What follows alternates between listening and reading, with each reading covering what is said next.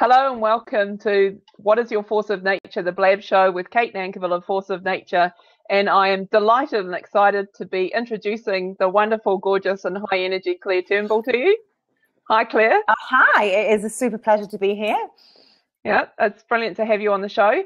And before I get into introducing Claire and what she's all about, and many of you, I hope, will already know a bit about Claire. And for those of you who don't, today will be a great opportunity to learn about what she does in her business and all the variety of things that she does. But the What is Your Force of Nature Blab Show is my mission to share inspiring stories with people who want to live their own force of nature in their life. So my intent is to interview people just like Claire, who is definitely on fire and living her force of nature.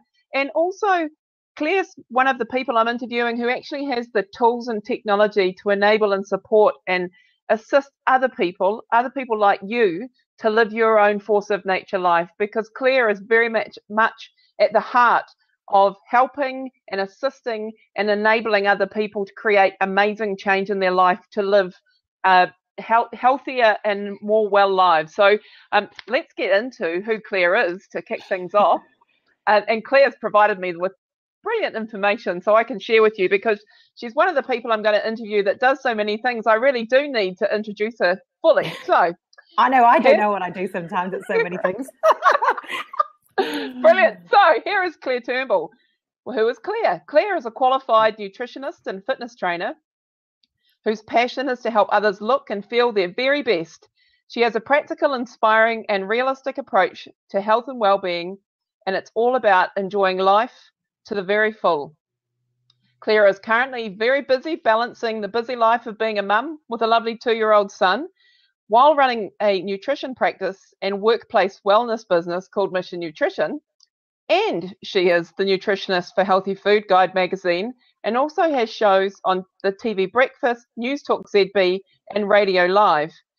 Claire is also a professional speaker, has published 2 bestsellers with Penguin Random House, which are called Lose Weight for Life and Feel Good for Life. So as you can see, I needed all that to tell you all the amazing things that Claire does. And she's got more to share with us today. I know. I've been busy. I don't know how it all works. Yeah. It just does. It kind of fits together somehow. I don't know. You're an incredible whirlwind. So maybe you got some tips on managing that as well. I know. Well, it's been having a 2-year-old, when I was used to working, when I first started and set up 10 years ago, working 100 hours a week, and you can't do that when you have a 2-year-old, but you've got to manage your time very effectively. Yeah, absolutely. So look, on that note, I met you, Claire, probably, I think around 2006 or 2007, when Claire was probably relatively new to her business and New Zealand, and she was creating amazing results then and growing her business very fast with a huge amount of passion. Claire, I've introduced you with a quick summary of what it is that you do, but what I'd love to do is for you to tell us in your own words about what you do in your business and all the things that you do. So my business is divided into, I've actually got 2 separate legal businesses, do GST twice, all that kind of horrendous stuff. So I initially started completely by accident 10 years ago when I was working for Diabetes New Zealand, and people kept coming up to me and saying, "Oh, I really want some nutrition advice. Can you help me?" And I was like, "Oh, okay. Come around to my house. I'll meet you in a cafe." And then I was basically like doing that all night, all weekend. And I had this full-time job. And then I did a lot of interviews on the television for Diabetes, the Auckland branch of Diabetes New Zealand at the time. And I got to know the people at that time on, the news and all the rest of it. And they kept ringing me to do different things. So I basically set up this nutrition practice because, and reduced my hours at Diabetes New Zealand and then quit because I really saw a need for credible, practical, real life nutrition advice from someone that actually has been through their own struggles with nutrition, not just someone that's, I've got the qualifications, I've got everything, I've done the proper, the proper training and everything, but I've had my own food journey, and that's what, that's why I've attracted people to kind of support. So I set up a nutrition practice, and that grew from me to getting somebody else to it was 197 square meters in a big office in Newmarket, and there was 5 of us, and we were just all cranking, working there. So I run a nutrition practice. It's now structured as more as a franchise. Licensing model, complicated, but it's in Auckland, Wellington, and Christchurch. And yeah, which is cool. And we do one-on-one nutrition consultations. We do workplace wellness, lots of different seminars, cooking demos. We have a 10-week program we've just launched. What else do we do? Lots of different nutrition-y kind of things. So that's one side. That's how it all started. And then from that, I've actually then, I guess, created my own projects that I work on myself. So I have, I'm the nutritionist for, like you said, for a magazine. I've written a couple of books.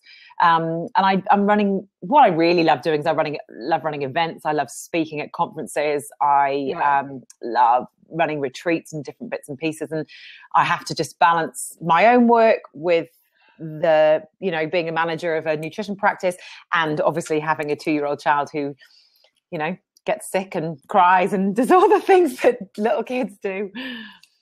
Yeah. So it's an interesting balance. Yeah. It's a lot just to keep that list in your head, Claire. That's amazing. Look, it's on paper. Don't worry. I'm a detail queen. I have spreadsheets and everything's color coded and magic somewhere. Brilliant. I love that. And I love that in having this conversation with you, even being a friend of yours, there's stuff I'm learning. You're so busy. There's stuff happening I haven't even caught up with. I know. Well, there you go. I don't even know I'm doing it sometimes. It'll pop in my diary. Oh my goodness. Okay, I've got to go here and speak there. But, I am so lucky to be living my force of nature, to be doing what I was born to be doing. And it doesn't really feel, other than the tiredness of trying to do it all, because I've got a little baby that wakes up and, well, not a baby anymore, little toddler that wakes up. I do what I'm good at, what I love doing, and I happen to get paid for it. And that's been always on the top of my, have a little list of intentions and things. That was my goal. That's always been my goal. Which is brilliant. That's gorgeous. I love it. It's exciting. It's the force of nature message right there. It totally is. So, Claire, we're going to talk a little bit about some of your upcoming events so that we can share them with the viewers, and that they can book tickets and get along to and find out about that stuff later on in the show. But for now, because you've hit totally on the topic, which is why we're sitting here having this conversation today, please, can you share with us, with me, and with my audience, your force of nature? Because I know that in inviting you to come on the show, you had a more personal version of the Claire Turnbull story to share with our audience than perhaps what some people might see in the various different spaces that they already see, the Claire Turnbull media personality that many people see. So Claire, take it away. Your force of nature. I am, because I'm known for my nutrition background and being technical on nutrition stuff, but I got here and I'm lucky to do this job that is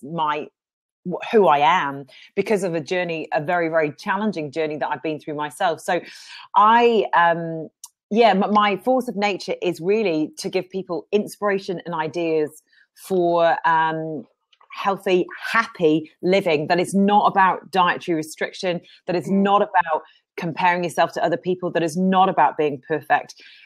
Because we live in a world where there is so much pressure to, you see all these things on social media, and I love social media, but it has that dark side of it where you're comparing yourself to something that is not real. So my goal is to be an authentic, real person, that I am the same sitting here today. What you find in my pantry will always be the same. TV crews come around to my house, and I haven't got time to restack my fridge and do everything else like that. So I have to live an authentic life.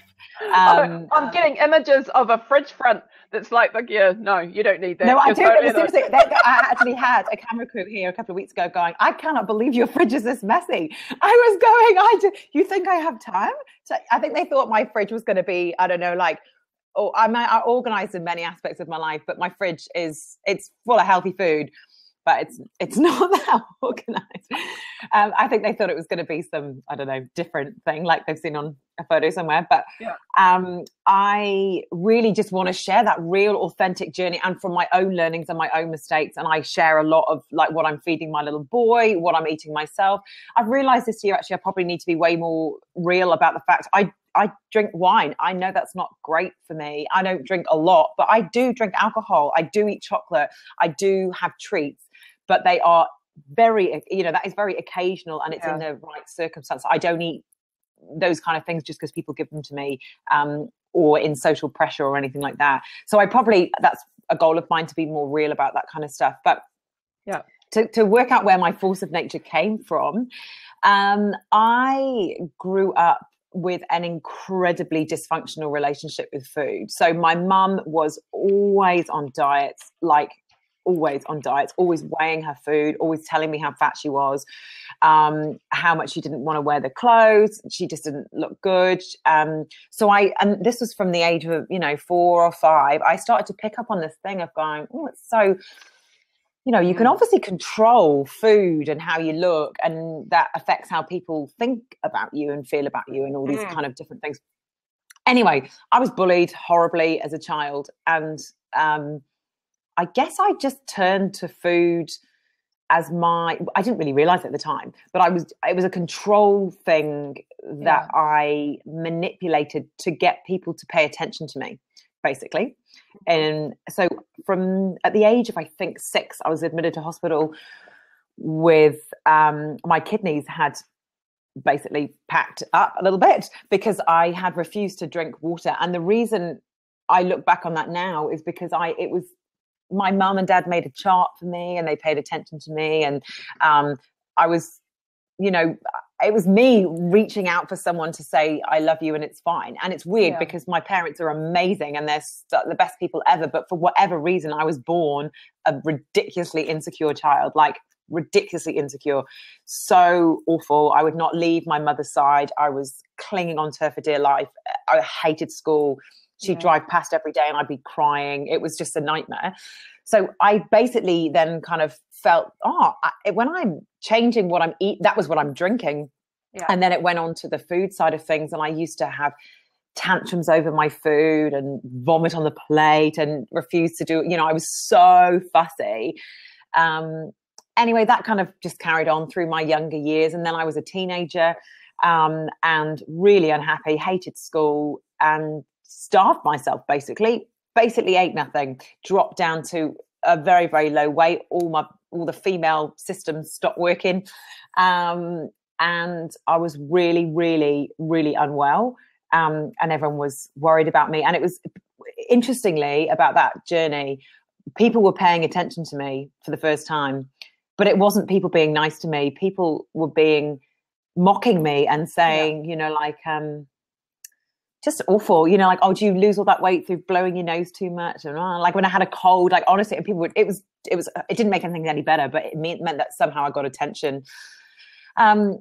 What happened from there? God, it was a long journey. Then one of my friends, it's like a really traumatic story. Sorry about this. No. I think, Claire, if I may just jump in, I think what you're describing is such a, thank you for sharing so honestly, but it's also such a, massive number of things that so many people experience, so many common experiences, and identification with food and what it means and how it gets involved in relationships, and there's so much in that. Thank you. No, so much. And that basically just carried on. And for years, and then what happened, a friend of mine committed suicide. That was at school, and I had a few more friends at that time. And it really made this, and she was 15 years old, I was 15.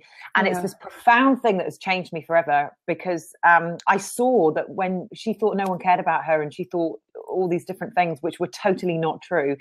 And I realized that all these things I'd thought about myself, and the hate that I had for myself, the absolute despise and hatred I had for myself, may not have been real. And that kind of led on to kind of us, bigger things. But I went through then battles with food, and from starving myself, I went through major binging, and starving binging for years and years and years, and had various health issues associated with that. And then I kind of managed, I guess, from losing my friends, to realize that I was kind of going to do the same thing to myself. And I was kind of a little bit fragile. When it got to the point of going to university, I actually decided to study nutrition and fitness, which, I don't know, It was a bit of a controversial thing at the time, obviously, because of what I've been through, but I did it. It was great.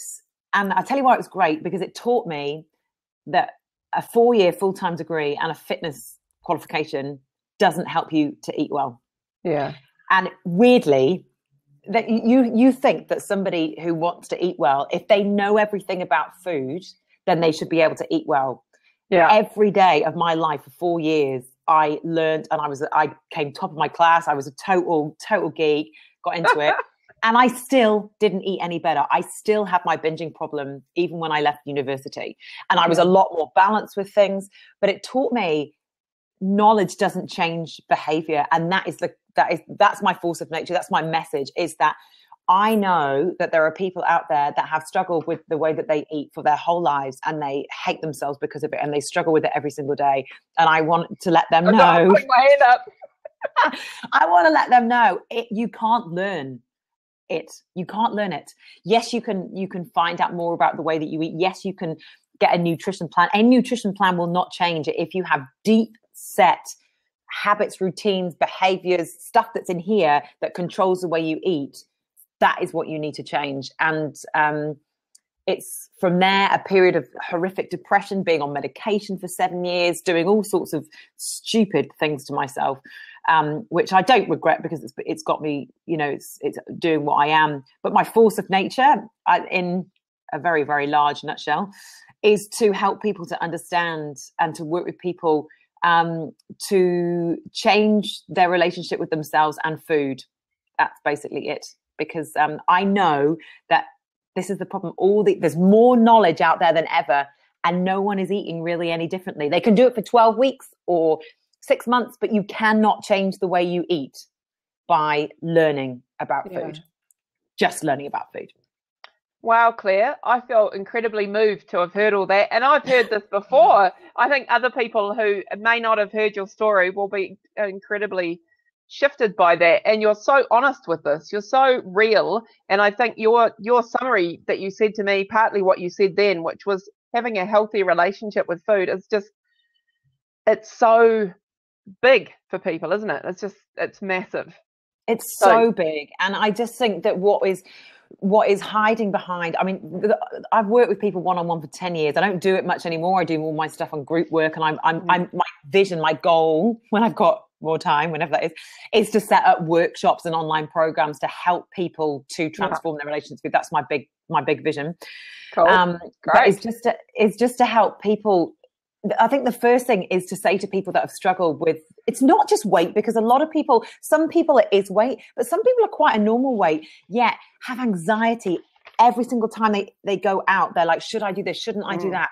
And there's this whole new problem now where you've got healthy people who are anxious about food, and should I eat this, and no carbs this, and low fat that. Do you know? And I'm like, what is going to kill you is the anxiety you have around that thing, not the food choice that you make. And it's the well people, as well as people that need to check, who are like, I just want to cry for them. Like, you are destroying yourself and your soul by being so awful to yourself about what you eat. And we just need a little bit more compassion about our relationship with food, I think. Yeah, that's a brilliant, compassion, absolutely. Can I ask, because I'm going to ask you for some tips for other people around finding and claiming their own force of nature. But before I do that, can I please ask you for 2 to 3 suggestions that you might make to people who are going, oh my God, I identify with what Claire's saying. I've got some freaked out shit going on with food in my life. What do I do? So what can they do, Claire? So if I'm sitting here watching this going, God, I need help. Help. Where do I go? What do I do next? The first thing to do is just forgive yourself and stop giving yourself a hard time. That is the first thing. Realize this is really, really normal. If you have this constant chitter chatter in your mind, don't feel bad about it. Like, stop giving yourself a hard time. I know that's easier said than done, but just understand. I get it. I understand. There are people out there that understand. I've got the girls that work with me at Mission Nutrition. They get it. They understand. Like, that's the most important thing. People get what you're doing. The second thing is, obviously, you know, I can help you, my books can help you, my team can help you, but it's to identify patterns and triggers of behaviors that are happening. So if you, for example, what I really, really hate is everyone calls it emotional eating. And I don't know if I'm allowed to swear on this, but I think it's a load of crap, actually. Emotional eating is like the thing that you eat when you shouldn't be eating. Eating when you're not hungry is not just, it's much more complex than that. There's many layers to that. And you've got to identify, is it, people say, oh, well, it's to make me feel better. It's comfort eating. I'm like, but you feel shit before, during, and after, right? That's not comforting at all. That is punishing, you know, it's punishing. So getting people to realize it's about food can be used as self-abuse is basically kind of problem. But the key thing is to identify, what is it? Is it when I'm in conflict with someone else? Is it when I feel lonely? I've met many people who've, you know, got divorced or they've lost a child or something else. And that is one of the triggers when they feel that way, then food fills this gap. And we need to fill that gap with something else other than food. And food can be as addictive as drugs, alcohol, anything else. It's exactly the same. It's just something that fills a gap. So identify what those triggers are. And then it's about reprogramming yourself. And my books and stuff help people do that. Great. And I'm going to be sharing links to Claire's website so that you can find your way to the help she offers and her books, which are a great idea. Grab the books you can check that out. And I've got one of the links up at the moment, but I'll share that as well following up this. So Claire, carrying on, anything else beyond that in terms of the care that people can give themselves or the steps that they can take that you'd like to share at this point? I think the main thing is to realize if you have learned to eat a certain way for 50 years, you cannot change that in 12 weeks. So don't try and expect yourself to. It has taken me, qualified in nutrition and fitness, years. And I years to get to the point where I can say no to people without feeling bad about that, where I can choose to drink or not to drink when I used to have a problem with that as well. Like it's taken me a long time. So just realize that if you've learned, this is an example I used at a conference the other day.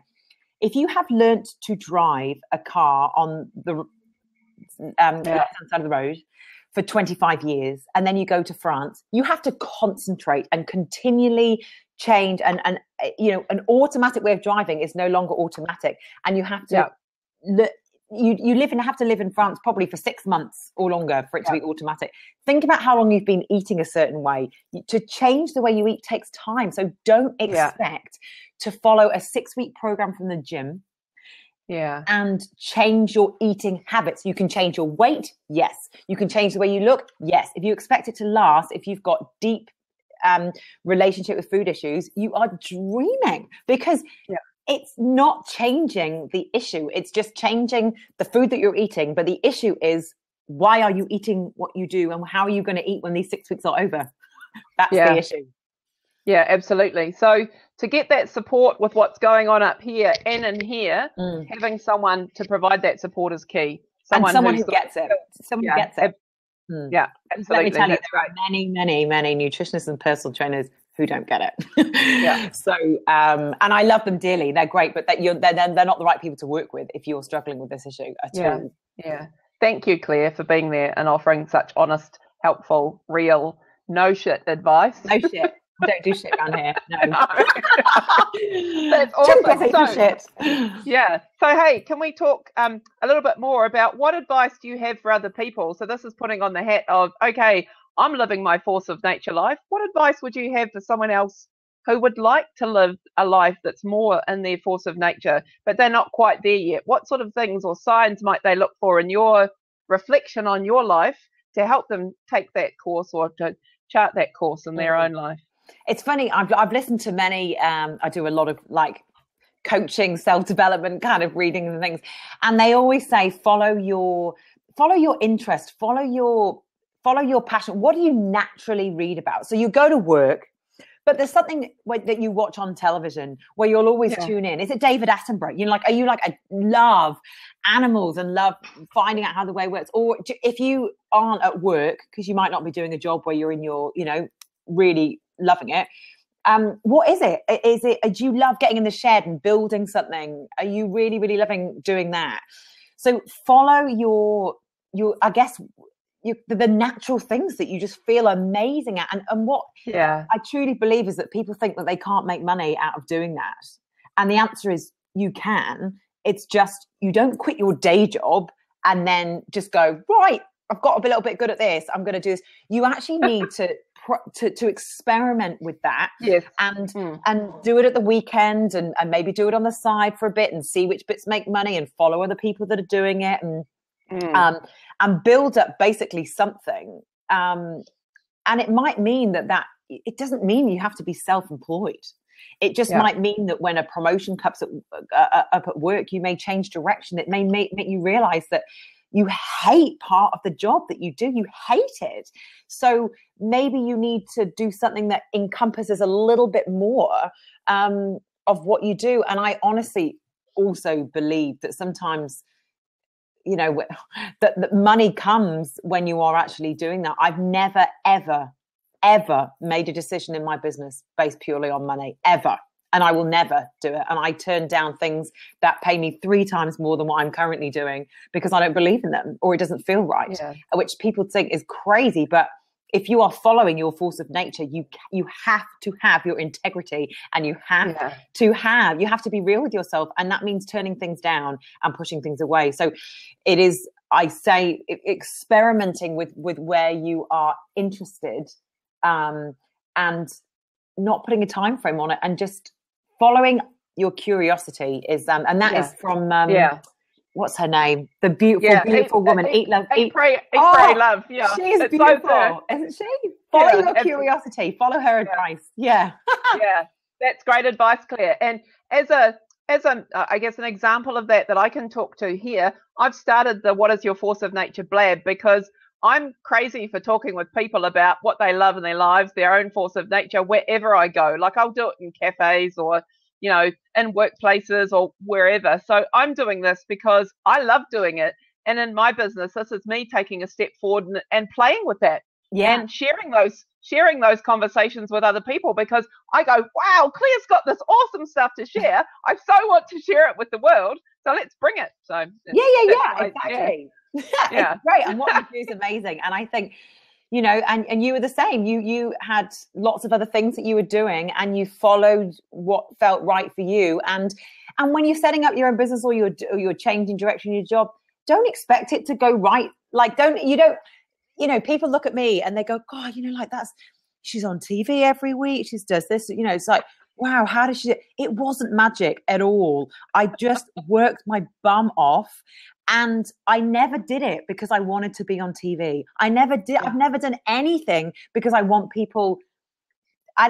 I do that because I love the thrill of being behind the camera. I love the pressure of being able to having to do an interview, and like just nail it, you know, and really, and it's incredibly, when you're sitting on a couch with someone with a live TV, they're a minute late, they're behind, they've told you they've got to cut the interview, and you've still got to get your message across. I love that. That's why I do it. I don't do it so people come up to me in the street and ask me what I eat. Honestly, I'm like, that is not what I want to be doing. I'm like, it's funny. I don't know.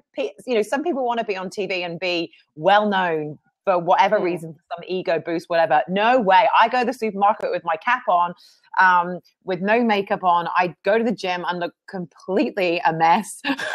I'm not one of those people that I'm not doing that from that place. I'm doing that because I love doing it, and I will continue to do that. And the more I've got more TV stuff coming up, I will still go to the supermarket with no makeup on and socks that don't match. I'm just like that. I don't care. And I'm really going to own that. I've decided. I felt a little bit of pressure for a while there to kind of, well, maybe I should like dress different, or maybe I should have a makeup person, or maybe I should like do all the stuff that all these other people on TV do. And I'm like, no, I'm going to wear matching socks or unmatching socks. I love that about you, Claire. You're so gorgeous and real. That's awesome. Yeah. Keep doing that. That's Thanks. fun. I will. I can't do it any other way. I don't know how. Excellent. And great advice for other people looking for their own force of nature as well. That's awesome. Thank you. Now, can I ask, we've covered so much in the conversation we've had already in terms of how you help people and the problems that you help them solve in their life. Can we talk a little bit about some of your services and books? Maybe actually start with your books, and then we can go into some of the services and other things coming up, if that's all right. So yeah, sure. Please take us into the books you've written and tell us a little bit about those. Okay, so my book story, I had a call from Penguin saying, would you like to write a book? I was like, I'm dyslexic. I can't spell. That is crazy. I failed English, but okay. And they were like, what do you want to write about? And I was said, basically my first book, which is called Lose Weight for Life, I wrote for my beautiful mother. And I said at the time, I don't care if no one else reads this apart from my mum, because this is basically a written lesson to my mum to tell her to chill out, to change her relationship with food. So it is the opposite of a diet book. It is about, got my very honest, open story at the start. And it's about creating a healthy relationship with food. And it's about, what you do and don't need to worry about. And then it goes through all practical things, what to eat before exercise, what to eat when you're going out. It's got loads of recipes in it. I'm really proud of that. It was really good. And interestingly, my mum now is lighter than she was before she had 3 children and doesn't diet or think about food anymore, from a person that she lived. I mean, the money that she paid to Weight Watchers and all these other programs that she did, I can't even describe to you. One $32 book or $30 book, whatever it is. She was like, change forever. So, what did your mum say, Claire, when she read the book? What did she say? She cried a lot. Oh, because that's so beautiful. I know. She proved it, actually. How gorgeous are you, beautiful daughter? And I'm crying now. That's all I cared about. I didn't write that. I didn't know why I was writing it. I wrote it because it seemed like a good idea. And then basically from there, I wrote my second book, which was from building on that, really. They're not a follow-on series. They stand alone. You kind of need both of them.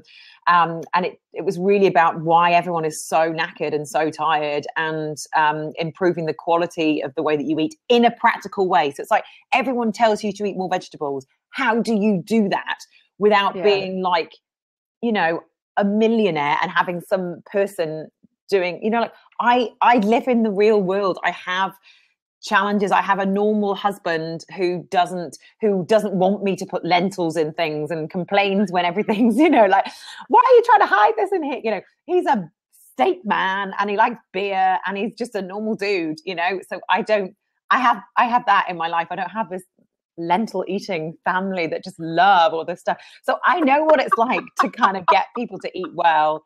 So that it's really, really practical advice about feeling good. And it covers feeling good about yourself and not giving yourself a hard time. And again, there's heaps more recipes in there as well. Yeah. Claire, I think that practical advice and those how-tos that you are talking about, they're beautifully demonstrated in the events that you run as well. And the things that I've been along to myself, where exactly that sort of thing. You go, eat more vegetables. Oh, how do I do that? And then you go to one of your events, and then you come up with all these amazing recipes, which are actually more simple than you think. Yeah. And then you come away with real things that you can do at home to make lunches and to do that sort of thing. So maybe tell us a little bit about your events as well. That'll be great. Yes, what's coming up around that? Oh no, next weekend, which is Saturday the 16th of April.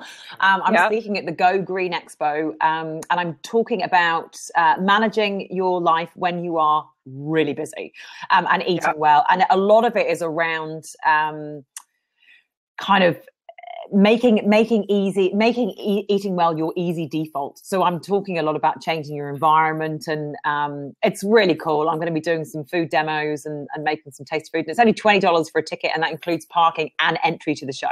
So It's only actually $10, the cheapest thing I've ever done to come and see me. So it's going to be awesome. It's fun. There's 100 people that can come. We've got some really good bookings already, but more the merrier.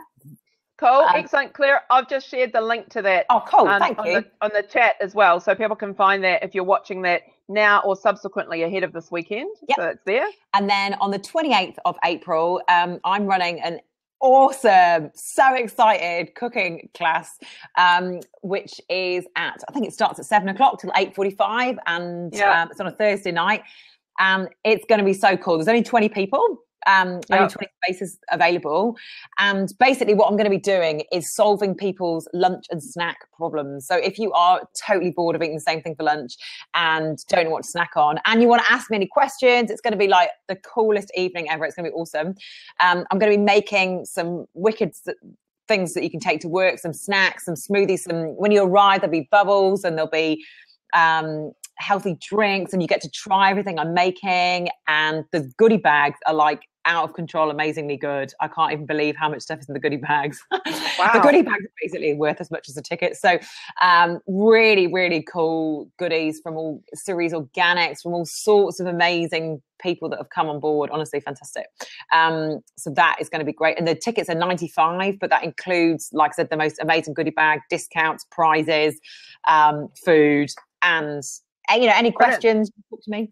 We'll have a good time. Brilliant, Claire, thank you. And look, Claire, I've put that info that it's on the 28th of April at 7 in Auckland, and that the email for hello@claireturnbull.co.nz is the email to get in touch if you want to book a ticket. Yeah, that would be right? Awesome. Yeah, it's going to be fun. I'm really excited. I love it. I'm not afraid of. It sounds awesome. I'm totally there and grabbing one of those 20 tickets. So that leaves 19 for the rest of you. So get in quick. Yeah, that's awesome. Claire, anything else that's coming up for you in addition to these amazing events that you've told us about that you'd like to share with the audience? Well, I'm doing some cool TV stuff. So I'm on Fair Go next Wednesday. Yeah. Talking about what's happening on Fair Go? Can you tell, or is this a secret? We have to wait. I'm just talking about lots of sugary conversations. That's very topical, isn't it? Yeah, week today on Wednesday, and then I'm starting filming with Monty Beetham, who's a great dude, and I've done lots of work with him before. He's awesome. For Kiwi Living, which is cool. Yeah. Will you have a regular spot on Kiwi Living, Claire? Well, I'll be doing the nutrition stuff. Yeah, so we're under the health section. There'll be like sleep people, nutrition people, and fitness people, and whatever else. So I'll be doing the some of the nutrition stories. So yeah, that's cool. But they're changing the format of it completely. But it's going to be exciting. That's great. And Kiwi Living's on Friday nights. That's right. Friday nights, TVNZ. Yes. Okay. I'm just popping that in as well, Claire. That's great. There you go. See me. You won't be able to get rid of my face. It'll be everywhere. You can't escape me. Bring it on. Well, they're all awesome opportunities for those of you who are watching to grab more of what Claire has to share, which, as you've already heard, is hugely powerful and built on some very real life experience, learning, and dealing with stuff in her own life to come out to be the person that she is today, she is a true force of nature and a lovely person. So, Claire, we've shared where we can find you online in terms of claireturnbull.co.nz, and we had the competition, Claire. What was the competition for? Tell us about that. I like giving stuff away, and you know what they say, that giving things away makes people feel good. So I'm like, right, I'm going to tick that box. So every month we're going to be running big competitions. So this month, if you go to Claire Turnbull /win, there is a Kenwood food processor, which is the one that I use. Awesome. Grating blades, slicers, dicers. Oh, fantastic. Honestly, best thing ever. Soda Stream. There's an I always say it wrong, Edzia Farmers Market, a voucher, $75 voucher, a copy of each of my books, and a 12-month subscription to Healthy Food Guide to win. I know. I'm actually not adding this to the chat because I'm going to win. I'm going to win that thing. I know. And we're doing it every month. So sign up this month if you don't win this month. Yeah.